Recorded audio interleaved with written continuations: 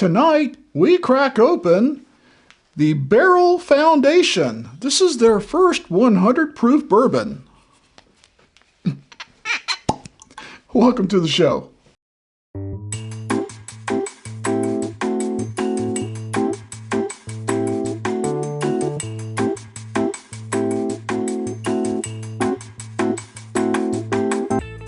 Well, welcome back. We haven't done a first pour since the shoulder surgery, and it's nothing to do with wrecking the bike. The bike is just fine. But we wanted to give us a little bit of time of recovery, and that's why you've seen some of these multiple series shows like the War of the Roses and the Kentucky versus rest of the world kind of thing. See if we can't pour this. Not too bad. I think I normally pour with my left hand anyways. So we were excited to get this Barrell Foundation. You know, everything from Barrell in the past has been cast strength. And, you know, they're masters at blending bourbons and whiskeys. So what do we know about this Barrell Foundation bourbon? It's distilled in Kentucky, Indiana, Tennessee, and Maryland. The blend components are Kentucky 8 years old, Indiana 5, 6, and 9 years old, Tennessee 8 years old, and Maryland 5 and 6 years old. Holy crap. The derived mash bill is 73% corn, 23% rye, and 4% malted barley. Quite an interesting blend they got going here. Well, I really was excited about it, not because it's a new Barrell product, and Barrell is one of my favorite distilleries. I would say they're in my top 5 distilleries, and we'll do a show about that sometime. But they definitely are in my top 5. But to come out with 100 proof, you know, that 100 to 110 is my sweet spot. And anytime you get over that, it can be kind of hit or miss with me. I love the 13th Colony Double Oak. I love my Stag 22A.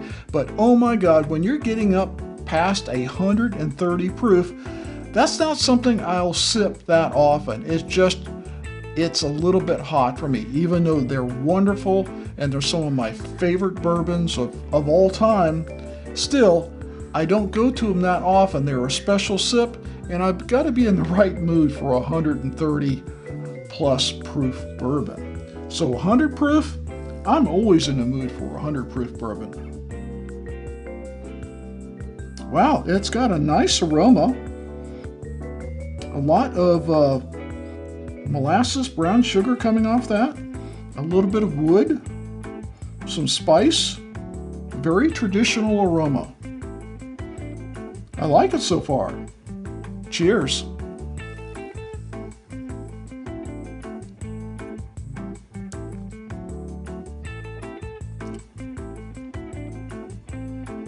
That is a lot going on. Not as sweet as I hoped for, but definitely that bourbon-esque flavor through and through.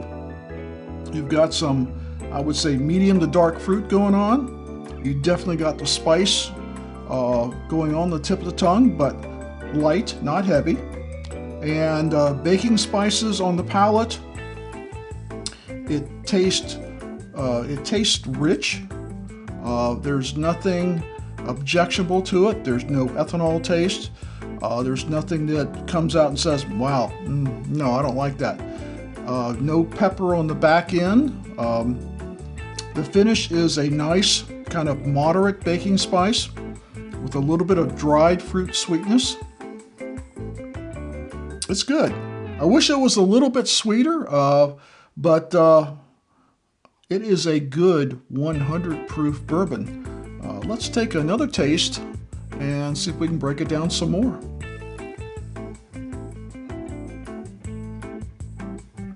The finish in this is, to me, amazing because that I'm still tasting that light baking spice and that dry fruit, almost like a cherries and strawberries, maybe. And and it lasts. It really does last. Longer than I figured it would. For a 5-year bourbon, that's the least of all of them. I read you the years. I mean, there's a lot of mature bourbon in this blend, and you taste that complexity in there. It's just like, wow, there's a lot going on. I can't identify everything I'm tasting. It's easier to identify the aroma than it is all the different tastes in this from all the different individual bourbons. Wow. Let's take one more taste and we're going to go to final thoughts.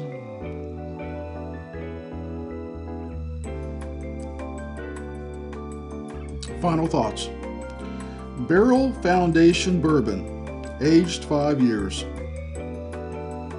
It actually underrates what is really in this bourbon. It's a shame that they always have to go with the youngest bourbon when they age state it. I get that. It's all about, being transparent. But this is more than a 5-year-old bourbon. This is up there with the bourbons that are 10 plus in my book, as far as the complexity, the character, the makeup, the richness. I can't tell you what bourbons they used from what sources. I assume that the Kentucky bourbon is now theirs. The Indiana, well, we know who Indiana could be. Tennessee, could be. And Maryland, I got an idea on Maryland, but these are all speculation, and I'll let you speculate yourself. I'm telling you, the person or persons that crafted this blend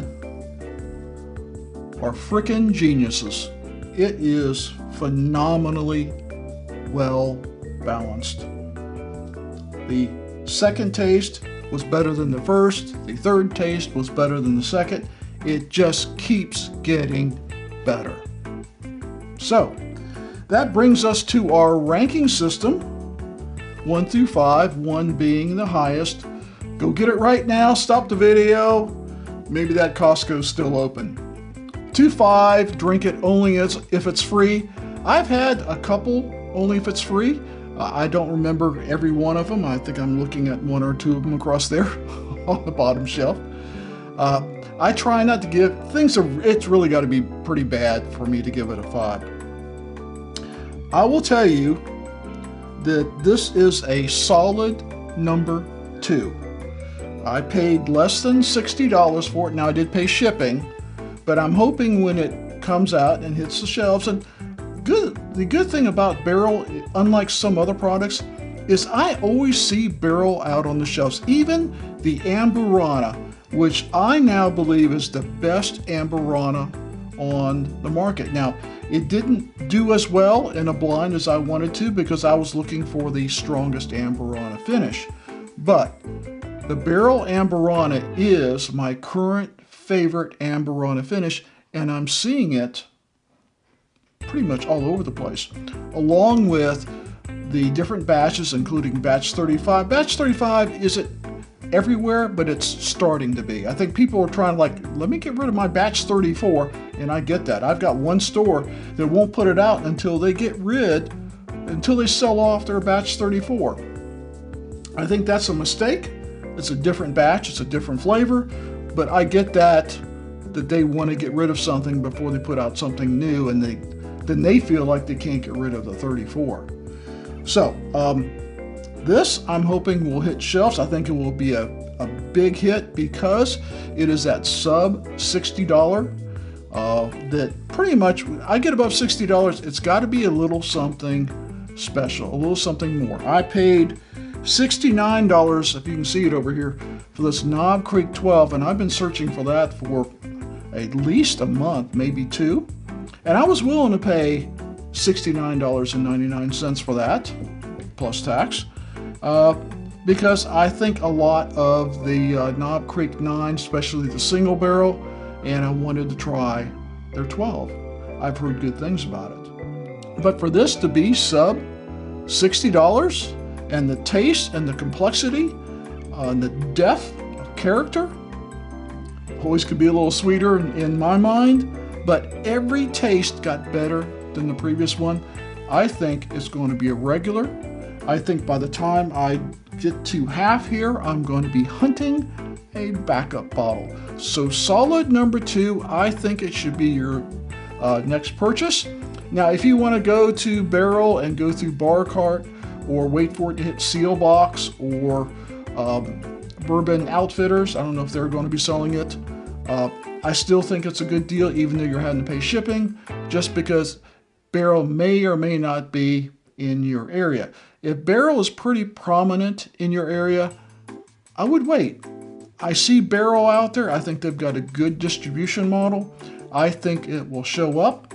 But if you're, can't wait like I can't, then I understand ordering it direct through Barrell and getting it through Bar Cart, as I did. We hope you will like this video, you will comment and share, and most importantly, hit that subscribe button so I can get my right arm back. I'm kidding. A couple weeks I'll have it back for sure. So monitor my progress, hit that subscribe button, and most of all, enjoy your bourbon, and we'll see you next time. We've got a new Sony FX30 for our studio camera. So you'll have to let me know, does it look better? Do I look prettier? Of course I do.